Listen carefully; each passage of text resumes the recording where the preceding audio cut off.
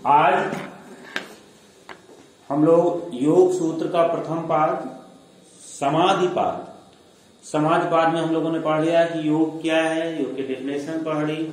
उसके पहले संपूर्ण योग सूत्र का परिचय पढ़ा था। इसके अंतर्गत योग सूत्र किसके द्वारा उसकी रचना की गई है, बताइए। योग सूत्र की रचना किसके द्वारा की गई है? Who is writer? महर्षि पतंजलि। महर्षि पतंजलि, जिनके द्वारा योग सूत्र की रचना हुई। कितने सूत्र हैं इसमें? 195, 195। कितने पाद हैं? पाद कितने हैं इसमें? 4। बोलो, थोड़ा ठीक से बोलो, ऐसे लगे कि आपको आता है। कितने पाद हैं? 4 पाद हैं। पाद का अर्थ यहाँ क्या है? पार्ट्स। चैप्टर, अध्याय। Yes sir. चैप्टर या अध्याय को योग सूत्र में पाद कहा गया है। तो यहाँ 4 पाद हैं। कौन कौन से? समाधिपाद, साधनपाद, विभूतिपाद और कैवल्यपाद। इन चारों पादों में सूत्र कितने कितने हैं? सर समाधि पाद में 51 है, साधना पाद में 55, विभूति पाद में 55, कैवल्य पाद में 34। Very good. तो टोटल 195 सूत्र ये हम लोगों ने पढ़ लिया था।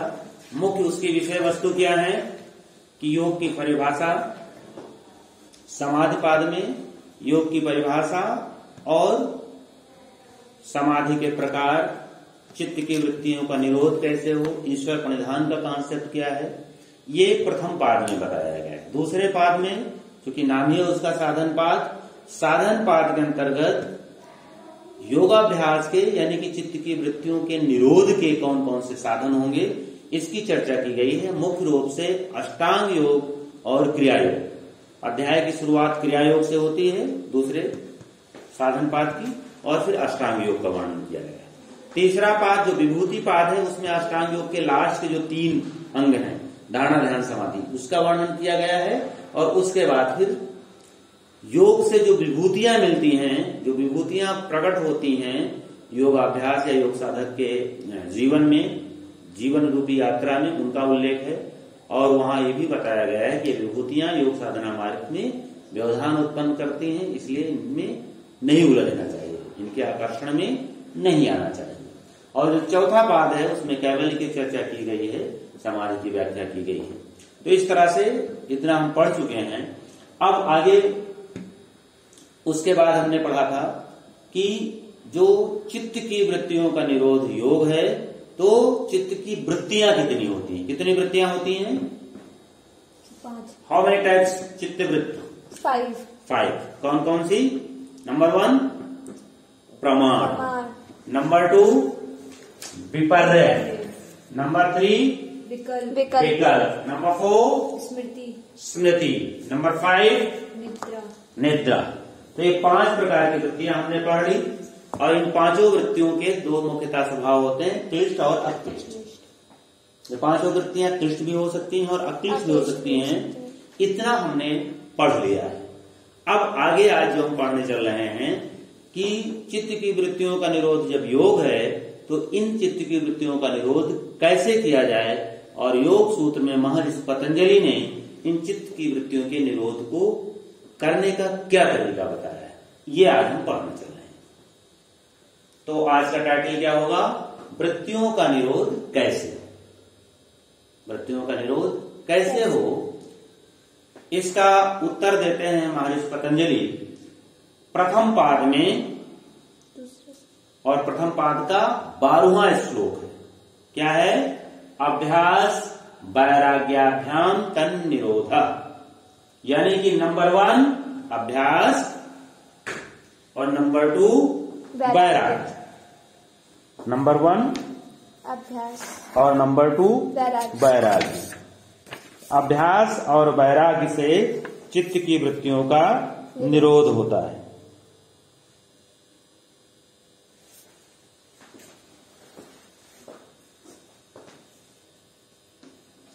अभ्यास और वैराग्य। अभ्यास और वैराग्य ये 2 साधन बताए गए हैं। इन 2 साधनों से चित्त की वृत्तियों का निरोध होता है, ऐसा महर्षि पतंजलि ने प्रथम पाद के 12वें सूत्र में कहा है। अब देखते हैं अभ्यास क्या है और वैराग्य क्या है। अभ्यास को कैसे परिभाषित करते हैं? तत्त्रिष्ठितो यत्नो अभ्यासा। अभ्यास की परिभाषा बताते हैं तत्त्रिष्ठितो यत्नो अभ्यासा, यानी कि जिस भी अभ्यास से, जिस भी प्रयत्न से वृत्तियों का निरोध हो, वो सब क्या कहलाएगा? अभ्यास कहलाएगा। तत्त्रिष्ठितो यत्नो अभ्यासा, जिस भी प्रयत्न से चित्त की वृत्तियों का निरोध हो, वो उसे हम क्या कहेंगे? अभ्यास है। इसकी परिभाषा दी है उन्होंने योग सूत्र के प्रथम पाद के 13वें श्लोक में। 13 श्लोक में वो क्या कहते हैं? 13 सूत्र में क्या कहते हैं? सूत्र नंबर 13, तत्र स्थितो यत्नो अभ्यासा। जिस भी अभ्यास से चित्त या जिस भी प्रयत्न से चित्त स्थिर हो, वह प्रयत्न क्या कहलाएगा? अभ्यास कहलाएगा। आगे चल करके वो कुछ उसके उपाय बताएंगे।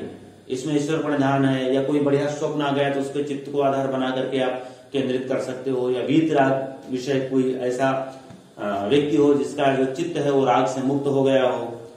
फिर वो एक जगह कहते हैं अपने श्वास प्रश्वास को भी आप आधार बना सकते हो अपने चित्त को स्थिर रखने के लिए। और फिर यम नियम में फिर पूरे तो उसके 8 अंग ही बताते हैं अष्टांग योग में, वो तमाम तरीके बताते हैं। और उनमें कैसे किसी भी को आप आधार बना सकते हो, जिसका जिस प्रयत्न से चित्त स्थिर होने लगे उसके लिए वही अभ्यास है। क्योंकि हमारा लक्ष्य क्या है? हमारा लक्ष्य है चित्त को चित्त में वृत्तियों का निरोध करना, और उस वृत्तियों को निरोध करने के लिए किसी एक वृत्ति को माध्यम बनाना पड़ता है। और इसके पहले की क्लास में हम आपको बता चुके हैं कि मन या चित्त में एक समय में एक ही वृत्ति रुकती है, दूसरी नहीं रुक सकती। जिस समय जो वृत्ति रहेगी उस समय उसके अतिरिक्त अन्य सारी वृत्तियों का निरोध अपने आप हो जाएगा। पतंजलि का कॉन्सेप्ट इस संदर्भ में यह है कि आप किसी एक वृत्ति को माध्यम बनाओ, जिस वृत्ति को माध्यम बनाओगे वह उस समय रहेगी तो अन्य का अपने आप विरोध हो जाएगा। तो जिसको माध्यम बनाओ वह क्लिष्ट वृत्ति नहीं होनी चाहिए। अगर क्लिष्ट वृत्ति को माध्यम बना लिया तो वो फिर रोग की अवस्था हो जाएगी, और अक्लिष्ट वृत्ति को माध्यम बनाया तो वो योग की ओर आप बढ़ेंगे। जब पूरी तरह से वृत्तियों का निरोध हो जाएगा और अक्लिष्ट वृत्ति टिकेगी तो वही योग की अवस्था हो जाएगी। मुख्य अक्लिष्ट वृत्ति विवेक ख्याति है, विवेक ख्याति या वास्तविक ज्ञान, प्रकृति पुरुष का जो ज्ञान है। सामान्य दशा में जब तक वह ज्ञान नहीं प्राप्त होता है तो उस ज्ञान प्राप्त होने के जो भी सहयोगी साधन हो सकते हैं वो सब क्या होंगे? गौण रूप से अक्लिष्ट वृत्ति हो जाएंगे। जैसे चित्त की वृत्तियों को मैंने बताया था, ये वृत्तियों के 5 भेद हैं, प्रमाण, विपर्य, विकल्प, निद्रा, स्मृति। अब ये पांचों में जिस पे भी आपका मन टिकेगा तो अन्य का निरोध हो जाएगा। फिर एक एक नेचर की तमाम वृत्ति, यहां हमारा प्रमाण, विपर्य, विकल्प, निद्रा, स्मृति नेचर से है, स्वभाव से। और इनके सभी के स्वभाव क्या हैं? मुख्य रूप से एक है क्लिष्ट और एक है अक्लिष्ट। एक ऐसी हैं जिनका स्मरण होने से कष्ट होगा, परिणाम के रूप में भी और तत्काल तुरंत भी। और दूसरी ऐसी हैं जिनसे अक्लिष्ट मतलब क्लेश रुक जाएगा, कष्ट रुक जाएगा, तुरंत भी रुक सकता है और परिणाम के रूप में भी। तो इसलिए अक्लिष्ट वृत्त को माध्यम बना करके क्लिष्ट वृत्त रोकने की बात अभ्यास में कही गई। अभ्यास का मतलब यही है कि किसी एक अक्लिष्ट वृत्ति पर, मुख्य तो अक्लिष्ट वृत्ति विवेक ख्याति हो गई, लेकिन विवेक ख्याति को प्राप्त करने के अन्य जो भी साधन हैं उनमें किसी को एक समय में साधन माध्यम बना करके आप उसमें मन जब रुकेगा तो दूसरी अन्य वृत्तियों का अपने आप निरोध हो जाएगा। अब आप ये बताइए, बात समझ में आ रही नहीं आ रही? Yes sir. आपका क्या नाम है? छवि। बताइए छवि, ये कुछ समझ में आ रहा नहीं आ रहा जो मैं बोल रहा हूँ? क्या समझ में आ रहा है?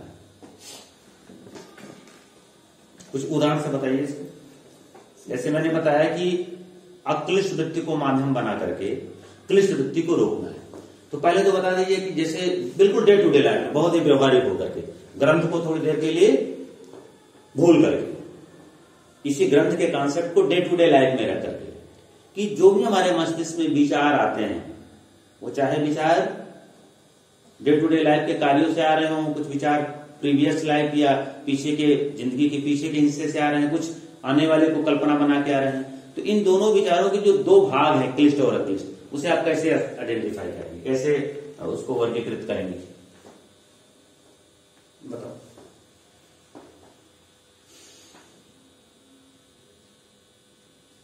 बोलो, कैसे आपने कहा मुझे समझ में आ रहा है? समझ में आ गया। हाँ, कह पाना कठिन हो रहा है। ओजस्वी आप बताओ। नहीं, हमारे मस्तिष्क में ढेर सारे विचार चलते रहते हैं, और कोई विचार एक ऐसा होता है जो बहुत ज्यादा प्रभावी हो जाता है, तो वो ज्यादा लंबे तक बार बार रिपीट करता रहता है। कुछ विचार आए और चले गए, आए और चले गए, और जितने भी विचार आ रहे हैं ये सब क्लिष्ट भी हैं और अक्लिष्ट भी हैं। हम कैसे आइडेंटिफाई करें कि कौन से विचार हमारे लिए क्लिष्ट हैं, कौन से अक्लिष्ट हैं? सर, जिससे सर, जो स्ट्रेस आए वो क्लिष्ट हो गए, और जिससे मतलब मन खुश हो जाए कि हाँ ये काम अच्छा हो रहा है। सर, जो बार बार आ रहे हैं और उनसे कोई प्रॉब्लम हो रही है उनके आने से बार बार, तो वो क्लिष्ट हैं।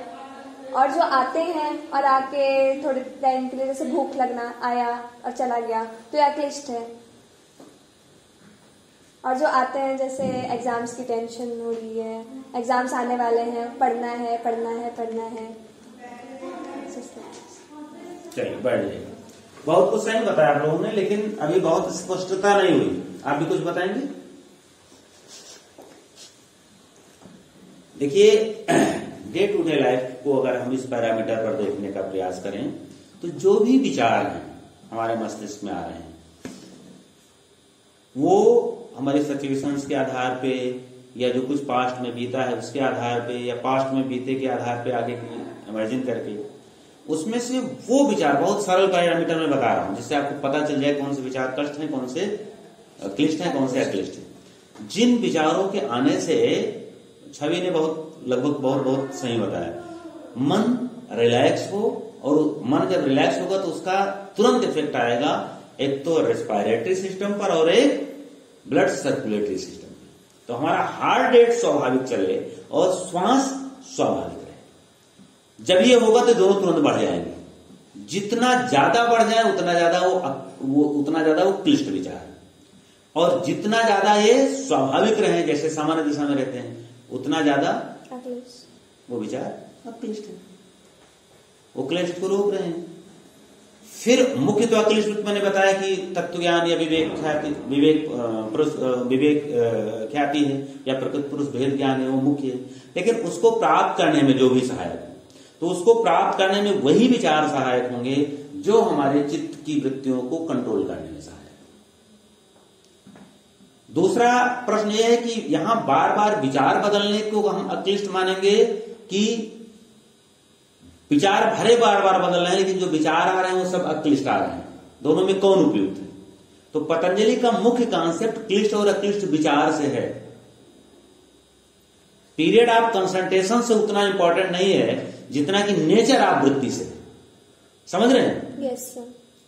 यहां नेचर ज्यादा इंपॉर्टेंट है। मान लीजिए आपके विचार दिमाग में बार बार बदल रहे हैं, लेकिन मान लीजिए एक सेकंड में 20 विचार है, लेकिन वो 20 अक्लिष्ट रहे। 20 में आपने सोचा कभी किसी की मदद करनी है, कभी एक बार नहीं हमें समय से जग के पढ़ाई करना है, फिर समय से हमें जग करके समय से शाम काम करना है, फिर हमें दूसरों के प्रति अच्छी सोच रखना है। विचार बदल रहे हैं, लेकिन सारे विचार एक ही नेचर के आ रहे हैं। कौन से नेचर के? अक्लिष्ट वाले। वो ज्यादा अच्छा है कंपेयर टू कि विचार टिक रहे हैं, लेकिन एक विचार अक्लिष्ट आ रहा है और 4 विचार क्लिष्ट आ रहे हैं, तो वो कम ठीक है। क्योंकि पतंजलि का क्लिष्ट और अक्लिष्ट नेचर से ज्यादा इंपॉर्टेंट है। वो जो निरोध की बात कर रहे हैं, रोकने की बात कर रहे हैं, वो क्लिष्ट विचार रोकने की बात कर रहे हैं प्रथम स्तर पे। क्योंकि योग 2 स्तर पे होता है ना, एक संप्रज्ञात योग और एक असंप्रज्ञात योग। तो पहला जो संप्रज्ञात, अभी हम संप्रज्ञात की बात कर रहे हैं, और वही बात बहुत प्रायोगिक है, सैद्धांतिक के साथ पूरी तरह से प्रायोगिक है। प्रथम योग जो महर्षि पतंजलि का है, जिसे संप्रज्ञात योग कहा गया है, ये पूरी तरह से प्रैक्टिकल है। जो ग्रंथ में लिखा है उसे हम डे टू डे लाइफ में उसको प्रयोग में ला सकते हैं। तो अभ्यास किसका करना है? अभ्यास उस वृत्ति को बार बार रिमेंबर करने का करना है, रोकने का नहीं करना है। अभ्यास का यह है तत्र स्थितो यत्नो अभ्यास, जिस भी प्रयत्न से चित्त एक वृत्ति पर स्थिर होने लगे और वह वृत्ति कैसी हो? अक्लिष्ट, उसे हम अभ्यास कहेंगे। तो हमें क्या रोकना है, इससे कोई मतलब नहीं है। आप यहां पढ़ने आ गए, बस ठीक है, आप पढ़ने आ गए, इसका मतलब आप इस समय क्लास में हैं, इसका मतलब पूरे ब्रह्मांड में क्लास के अलावा कहीं नहीं। तो यहां आ गए, आना ही इस बात को प्रमाण दे रहा है कि आप इस समय इस डेट में पूरे ब्रह्मांड में कहीं नहीं हैं। लेकिन उसके कहीं ना होने के लिए एक जगह आपको होना पड़ेगा, और जहां पर आप हैं वहां सिद्ध करना पड़ेगा कि मैं इस समय यहां पर हूं। अगर आपने ये सिद्ध कर दिया तो निरोध का कॉन्सेप्ट अपने आप खत्म हो गया। तो यहां चित्त वृत्ति निरोध में जो ये अभ्यास की बात कर रहे हैं, अभ्यास, यहां अभ्यास का अर्थ है हम कहां हैं। तत्र स्थितो, तत्र स्थितो, उसकी स्थिरता के लिए, एक जगह रोकने के लिए। और कहां पर रोका जाए? कोई भी एक माध्यम बना लो। आगे चल के चर्चा है कि किस किस कौन कौन सी चीजें माध्यम बनती। लगभग 13-14 साधन तो प्रथम पाद में ही बताए पतंजलि में कि कहां कहां आप साधन, किन किन को साधन बना सकते हो। तो जिन जिन को जहां पर भी चित्त की वृत्ति को रोकना है, तो वृत्ति तो एक लेना पड़ेगा। वृत्ति क्या होगी? अक्लिष्ट। अक्लिष्ट वृत्ति माने ऐसी वृत्ति जो हमारी मुख्य अक्लिष्ट वृत्ति को प्राप्त कराने में सहायक हो। यह ग्रंथ की परिभाषा है। मुख्य अक्लिष्ट वृत्ति यानी मुझे स्वयं को जानने में जो सहायक, और स्वयं में जानने में ये सारी वृत्तियां डे टू डे लाइफ की सहायक होंगी जो हमारे चित्त को स्थिर करने में सहायक। तो आप सोचिए क्या क्या सोचते हैं, या कैसे कैसे विचार आने से हमारा मन घबराने लगता है, मुंह सूखने लगता है, रेस्पिरेटरी रेट बढ़ जाता है। जिन जिन विचार आने से ऐसा होगा वो सब क्लिष्ट वृत्तियां हैं। और बहुत सारे बायोलॉजिकल चेंजेस होंगे बॉडी में, केमिकल चेंजेस होंगे, लेकिन वो तो पता नहीं चलेंगे आपको। लेकिन कुछ सिम्टम मैं बता रहा हूं जो तुरंत पता चलते हैं, जो प्रत्येक व्यक्ति ऑब्जर्व कर सकता है। तो यहां पर बात हो रही है कहीं पर टिकाने की, और वो क्या है? वहां पर टिकाने से चित्त स्थिर होने लगता है। कैसे टिकाया जाए? अब हम बात करेंगे कैसे टिकाया जाए। तो कैसे में पहला पॉइंट क्या है? दीर्घकाल। ऐसा नहीं एक हफ्ते किया फिर क्या छोड़ दो, नियमित, रेगुलर। दीर्घकाल तो किया, कितना किया? पूरी जिंदगी कर रहे हैं, लेकिन कभी संडे किया, कभी मंडे किया, कभी महीने में एक दिन किया, कभी 15 दिन में एक बार किया। नियमितता नहीं। नियमितता का अर्थ क्या होता है? समय से। और नियमितता का अर्थ क्या होता है? परमानेंट वाली चीज। नियमितता का सही अर्थ है कोई भी चीज एक निश्चित फ्रीक्वेंसी पर रिपीट हो, उसका रिपीटेशन एक निश्चित अंतराल पे, यह नियमितता का अर्थ है।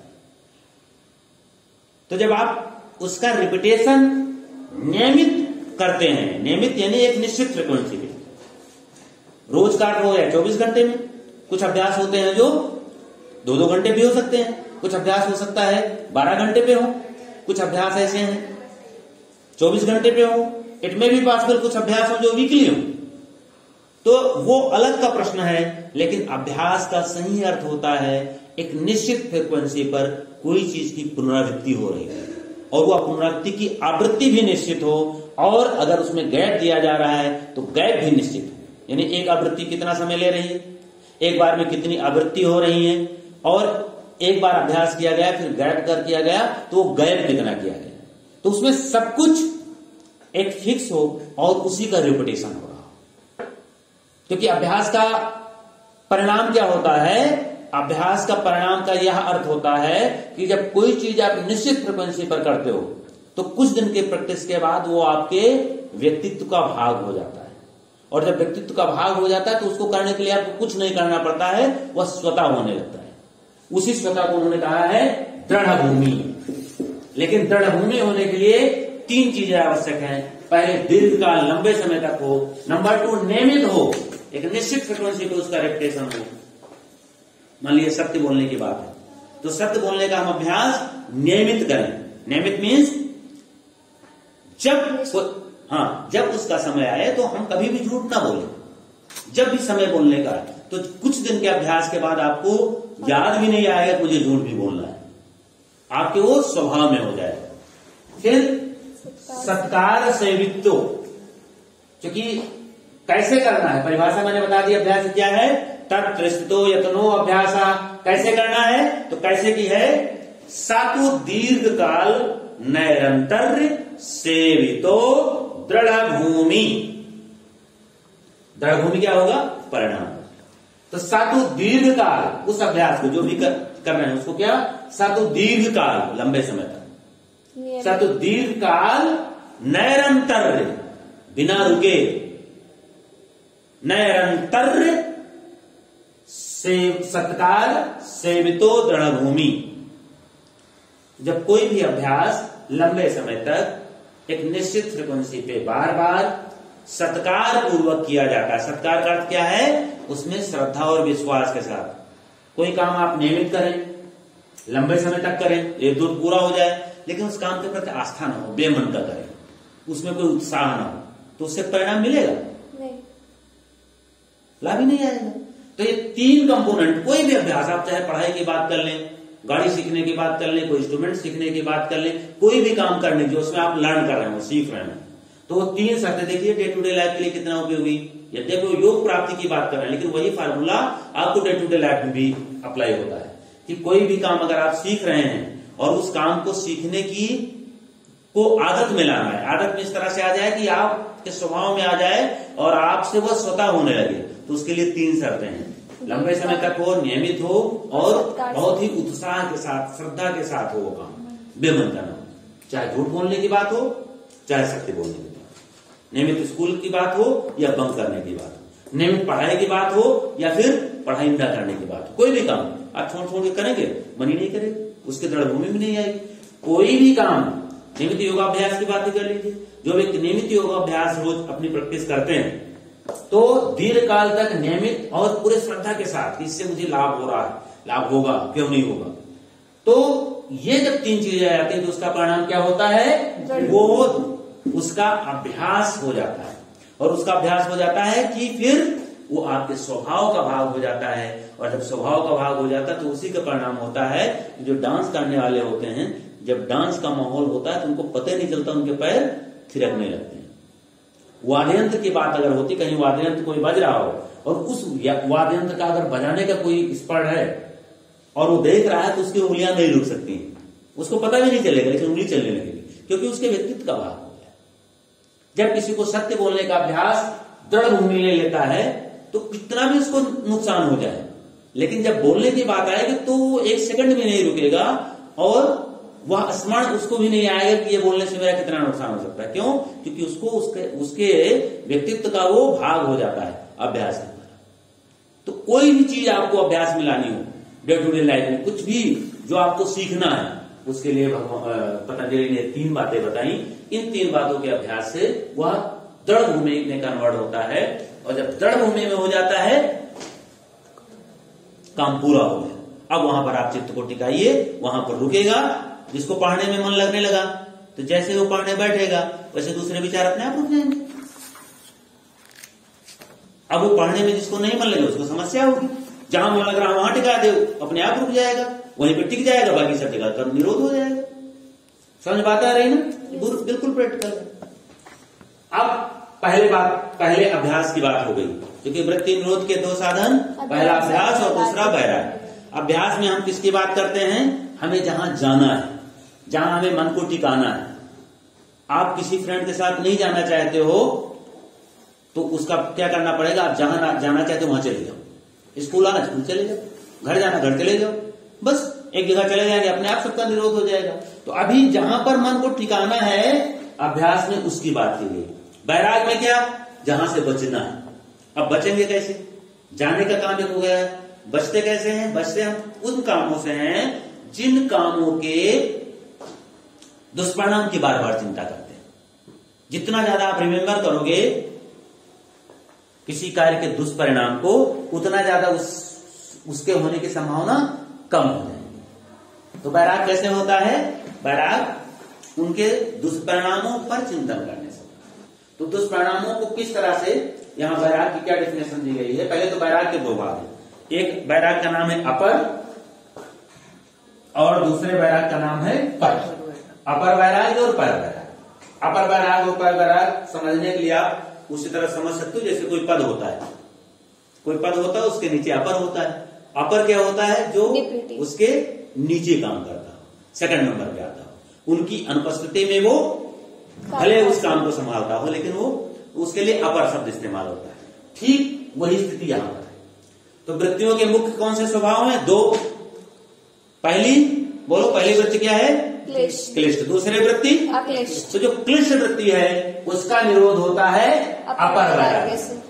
और दूसरी जो क्लिष्ट वृत्ति दूसरी जो अक्लिष्ट वृत्ति है, अक्लिष्ट वृत्ति क्या है? विवेक ख्याति या स्वयं का ज्ञान, ऐसे सरल भाषा में समझ लो। स्वयं का और प्रकृति का जो ज्ञान है, तो वो ज्ञान रूपी जब वृत्ति आ जाती है तो वह वृत्ति इतनी प्रबल होती है कि उससे क्लिष्ट वृत्तियों का निरोध हो जाता है। तो वो अस्थायी निरोध होता है। अभी हम अभ्यास करेंगे बार बार, तो इस अभ्यास से क्या होगा? अस्थायी निरोध होगा और हम धीरे धीरे इस वृत्ति से मुख्य अक्लिष्ट वृत्ति की ओर बढ़ेंगे। लेकिन जैसे ही मुख्य अक्लिष्ट वृत्ति प्रकट होती है, जैसे ही हमें स्वयं का ज्ञान होता है, तो उसकी इतनी ज्यादा प्रबलता होती है कि उसके और उसके संस्कारों से अन्य सारी वृत्तियों का निरोध स्वतः हो जाता है। इस बात को प्रथम पाठ के ही 50 जो 50वां श्लोक है उसमें कहा गया है। देखिए 50 श्लोक क्या है? तज्जा संस्कार अन्य संस्कार प्रतिबंधी।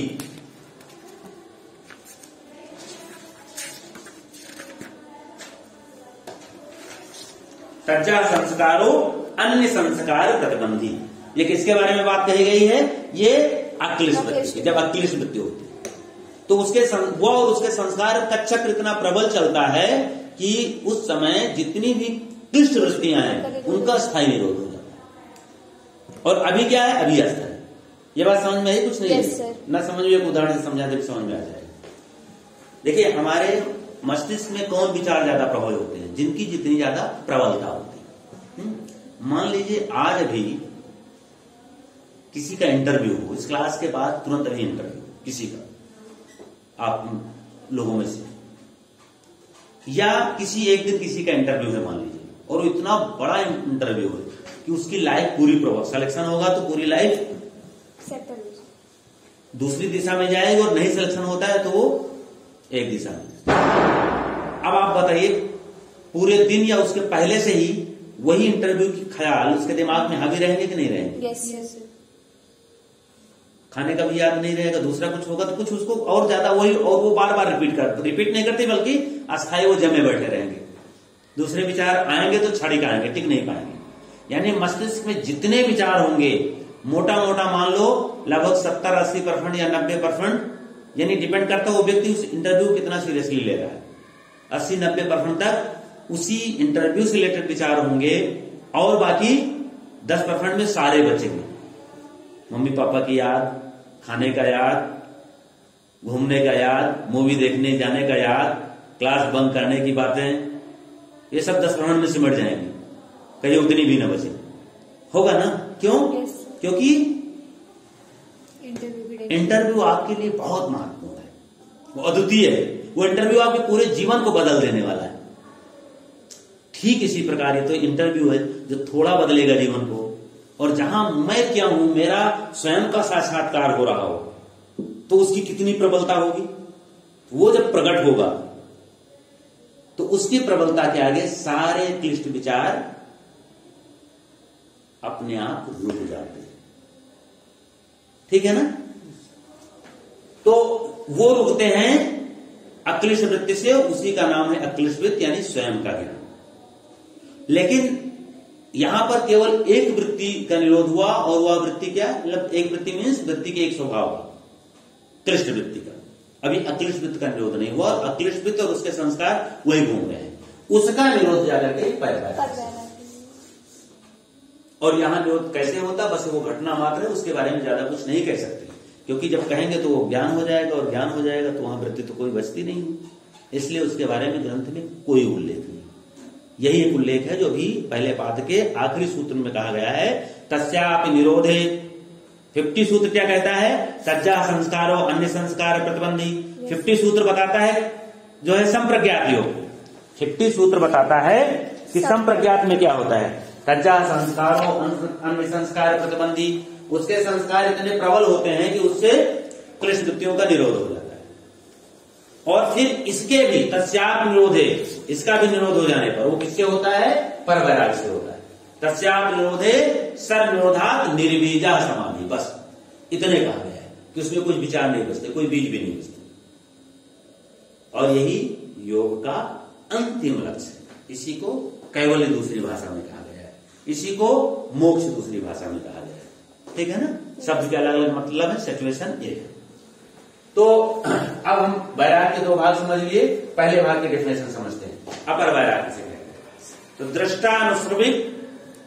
दृष्टानुश्रविक विषय तृष्णस्य वशीकार संज्ञा वैराग्यम, ये वैराग्य की डेफिनेशन बताई गई है कि वैराग्य क्या है। वैराग्य है दृष्टानुश्रविक, यानी देखे और सुने, जो भी हमने देखा है और जो भी सुना है। दृष्टानुश्रविक पहले पाठ का ये 15वां सूत्र है। दृष्टानुश्रविक विषय वितृष्णस्य वशीकार संज्ञा वैराग्यम, कि जो भी हमने आंख से देखा है, जो भी कान से सुना है, कोई वैसा दृश्य जो बहुत हावी है, तो या कोई ऐसी बातें सुनी है जो बहुत हावी है।